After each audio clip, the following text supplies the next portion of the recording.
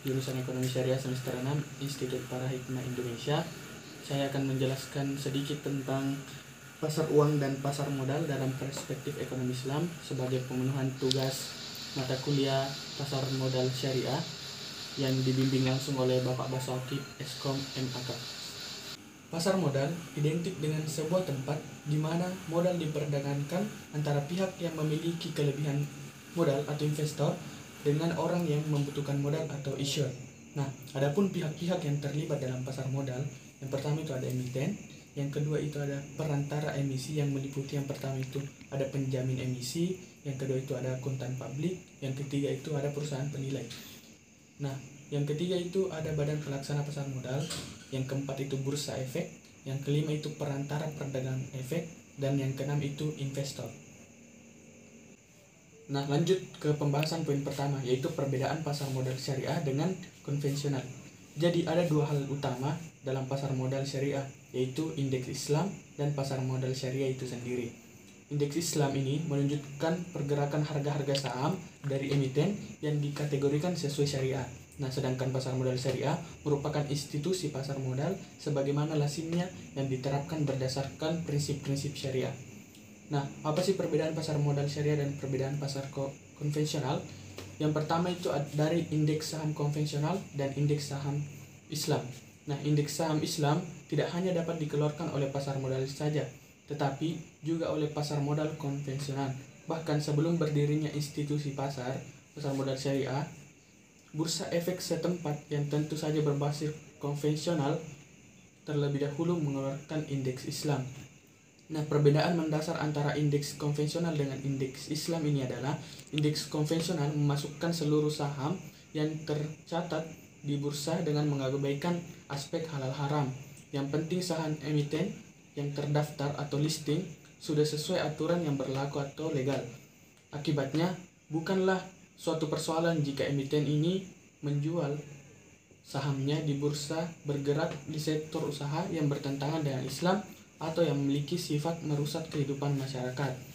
Nah, jadi dari uraian di atas ini bisa ditarik bahwa pertama, jika indeks Islam ini dikeluarkan oleh suatu institusi yang bernaung dalam pasar modal konvensional, maka perhitungan indeks tersebut berdasarkan kepada saham-saham yang digolongkan memenuhi kriteria syariah, sedangkan indeks konvensional itu memasukkan saham yang terdaftar dalam bursa efek tersebut.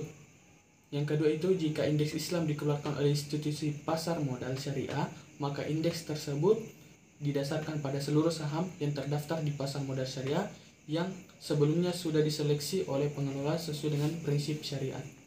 Nah, yang kedua itu instrumen. Nah, dalam pasar modal konvensional itu, instrumen yang diperdagangkan yang pertama itu ada surat-surat berharga atau securities seperti saham, obligasi, dan instrumen turunannya seperti opsi, right, one, dan reksadana. Nah, sedangkan dalam pasar modal syariah yang diperdagangkan itu ada saham, obligasi syariah, dan reksadana syariah, sedangkan opsi, waran, dan right tidak dimasukkan dalam pasar modal syariah. Dan yang poin ketiga yaitu mekanisme transaksi. Nah, dalam mekanisme transaksi produk pasar modal syariah, Irfan Syauqi mengemukakan argumennya bahwa transaksi pembelian dalam penjualan saham tidak boleh dilakukan secara langsung. Nah, sedangkan pada pasar modal konvensional melakukan transaksi secara langsung dan itu tidak dibolehkan dalam Islam. Pembahasan selanjutnya yaitu pasar modal syariah dari sisi syariat Islam. Nah, ada beberapa penilaian bagaimana pasar modal dilihat dari sisi syariat Islamnya. Yang pertama itu ada syarat perseroan syirka dalam Islam.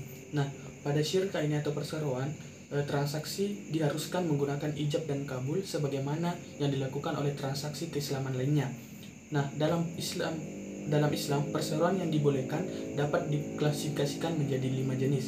Yang pertama ada inan, yang kedua itu ada abnan, yang ketiga ada mudharabah, yang keempat ada wujud, yang kelima ada mufawwadah. Nah, itu perseroan yang diizinkan dalam Islam. Yang selanjutnya ada tanggung jawab terbatas dalam perseroan tertentu. Dan sementara itu kebatilan perseroan terbatas dalam ekonomi konvensional terletak pada tanggung jawab terbatas.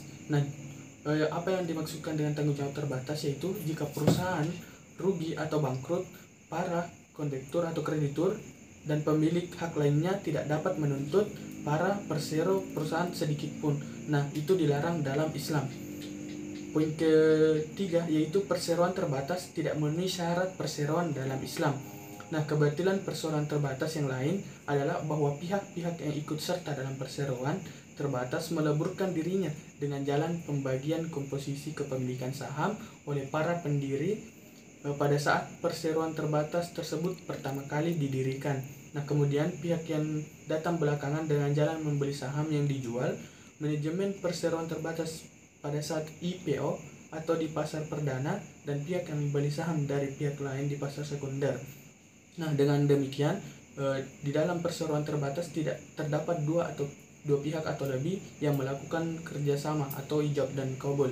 Nah, tetapi terdapat beberapa pembeli dan banyak pembeli dalam saham tersebut. Nah, itu dilarang juga dalam Islam.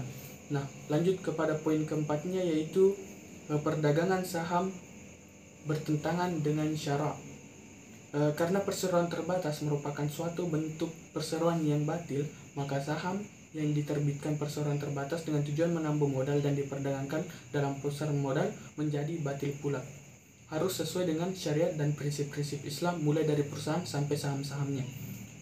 Nah, sebagai kesimpulan, jadi dari sesi pemaparan di atas tadi dapat disimpulkan bahwa perbedaan pasar modal syariah dengan pasar modal konvensional itu dapat dilihat dari instrumen dan mekanisme transaksinya.